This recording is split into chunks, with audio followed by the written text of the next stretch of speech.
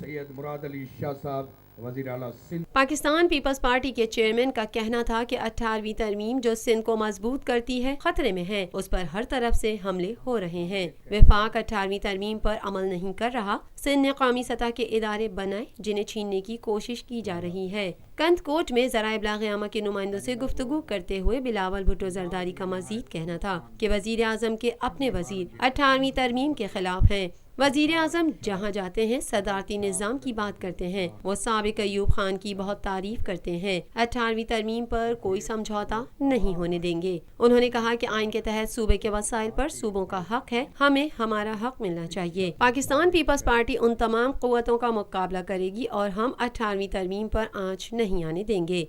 آپ کے سامنے ہے کہ جو بھی عمران خان نے کہا ہے وہ جھوٹ ہی نکلا ہے۔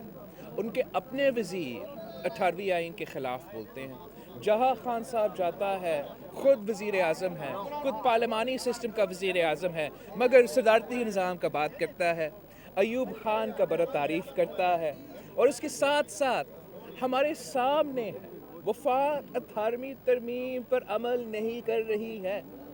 ہمارا NICDD، ہمارا NICH اور ہمارا JPMC جو ادارے سندھ نے بنائے ہیں، جو ورلڈ کلاس ادارے ہیں، صحت کے ایسے ادارے آپ کو کسی اور صوبہ میں نہیں ملے گا، ان کو چھیننے کی کوشش کی جا رہی ہے۔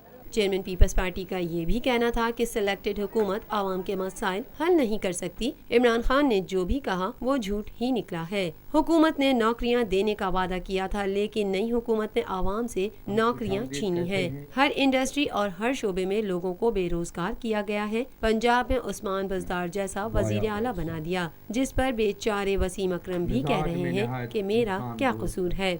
جو ہمارا وفاقی حکومت ہے، جس کو خیال رکھنا چاہیے، جس کو مدد کرنا چاہیے، وہ بھی اس سازش کا حصہ ہے، اور ہم سمجھتے ہیں کہ یہ بہت نقصان دہ ہیں۔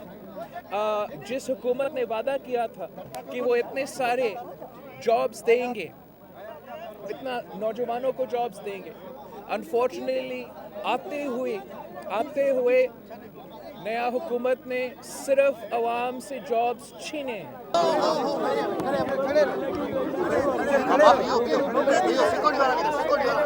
پاکستان میں پہلی مرتبہ حالات حاضرہ کے مختصر مگر جامع پروگرامز، خبروں، تبصروں کے علاوہ دیگر سماجی، تجارتی، ثقافتی، تفریحی، معلوماتی، مذہبی، تعلیمی، صحت اور بچوں کے پروگرامز صرف TNN TV پر۔